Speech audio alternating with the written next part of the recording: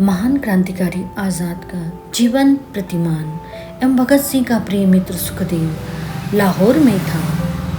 लाहौर क्रांतिकारियों का विशेष अड्डा था और इस अड्डे में प्रमुख एवं विशिष्ट नाम था भगवती चरण एवं उनकी पत्नी दुर्गा भाभी का। सुखदेव उनके नीचे के कमरे में बैठा था।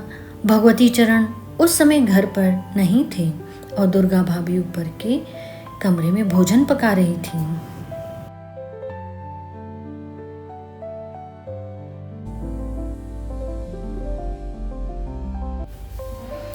अचानक दुर्गा भाभी को कुछ जलने की दुर्गंध आने लगी। दुर्गा भाभी को कुछ समझ में नहीं आया कि आखिर यह दुर्गंध कहाँ से फैल रही है। वह तेज कदमों से नीचे उतरी तो आंखों के सामने का दृश्य देखकर अवाक रह गई।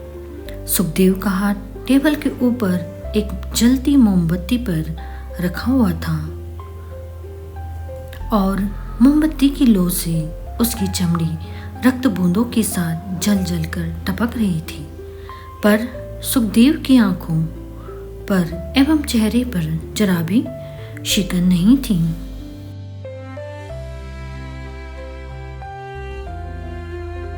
दुर्गा भाभी का ममत्व एवं अपनापन आंखों के द्वार से छलकने लगा।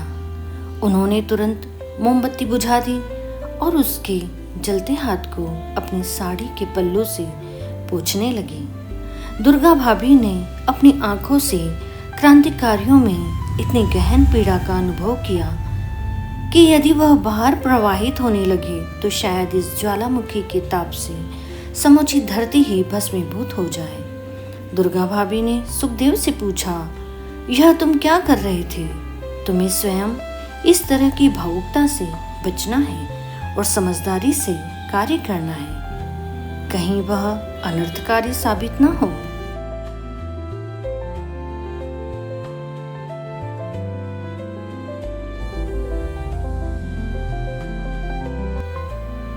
सुखदेव को इस गहरे अपनेपन से अपनी माँ याद आ गई।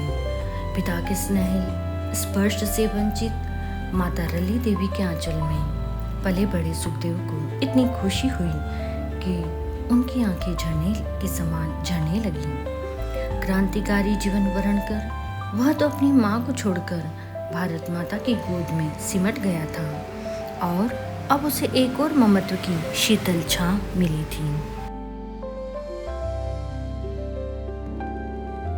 देव जब प्राइमरी में पढ़ते थे तो उन्होंने अपने हाथ में ओम और अपना नाम सुखदेव गुदवा लिए थे। किसी भी क्रांतिकारी के लिए अपने शरीर पर शिनाख्तगी का कोई चिन्ह नहीं होना चाहिए, इसलिए इस चिन्ह को मिटाने के लिए ही वह मोमबत्ती से अपना हाथ जला रहे थे। सुखदेव ने यह सारी बातें दुर्गा भाभी को स्पष्ट रूप से बता दी। दुर्गा भाभी तो क्रांतिकारियों की जननी थी। वह सुखदेव की इन बातों से संतुष्ट तो ही पर पूरी तरह से आश्वस्त नहीं। दुर्गा भाभी की आंखें आंसुओं से भरी थी और गला रुंधा हुआ था, पर साहस एवं सूझबूझ में कहीं कोई कमी नहीं थी। दुर्गा भाभी ने सुखदेव के हाथों में मरहम पट्टी की और उन्हें भोजन कराया। भोजन के पश्चात सुखदेव ने दुर्गा भाभी से कहा, यदि आप भगत सिंह से अंतिम बार मुलाकात करना चाहती हैं तो दिल्ली चली जाइए। दुर्गा भाभी ने कहा, सुखदेव तुम ऐसा क्यों कह रहे हो? सुखदेव ने स्पष्ट किया और कहा, भाभी जब मैंने देखा कि दिल्ली असेंबली में बम फेंकने वालों में भगत सिंह का नाम नहीं है तो मैं स्वयं को संभाल न सका और भगत सिंह को परमानंद की याद दिलाई।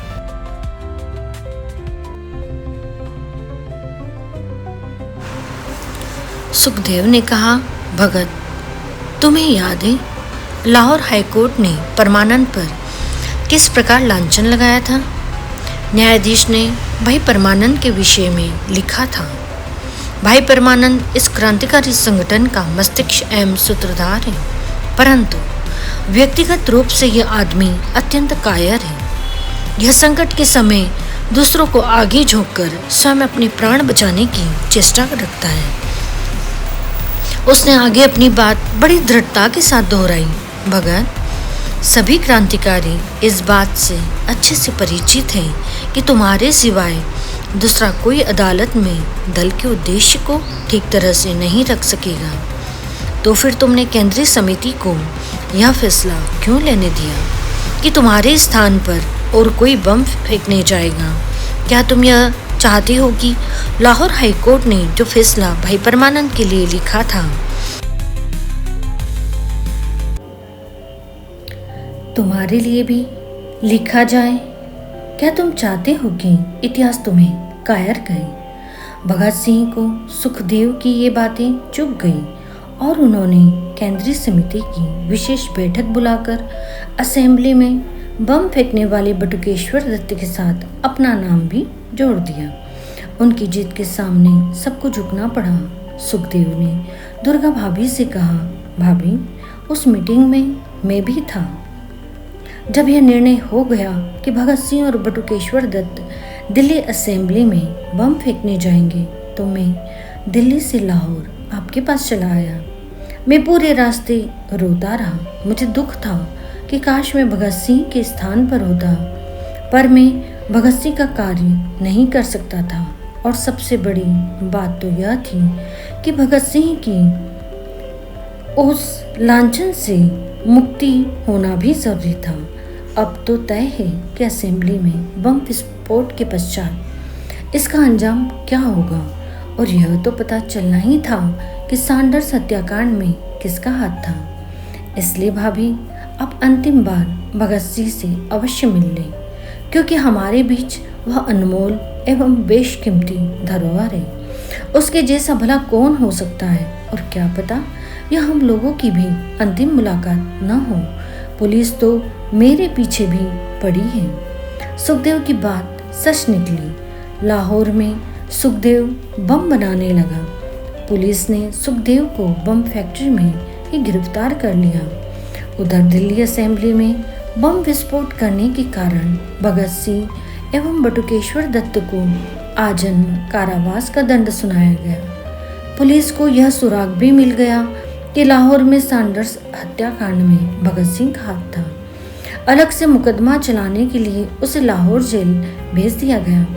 उन लोगों के एक साथी जय गोपाल ने गिरफ्तार होने पर पुलिस को सब बता दिया। इनकी सूचनाओं से कई क्रांतिकारी गिरफ्तार कर लिए गए और उन सब पर लाहौर षड्यंत्र केस नाम से मुकदमा चलाया गया। लाहौर जेल में सुखदेव और भगत सिंह का फिर मिलन हो गया।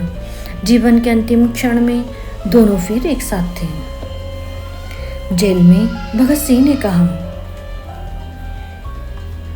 अंततः वह दिन भी आ गया जब 7 अक्टूबर 1930 को मुकदमे के फैसले में सुखदेव, भगत सिंह और राजगुरु को फांसी की सजा दी गई। फैसले में सुखदेव पर सर्वाधिक आरोप लगाए गए थे।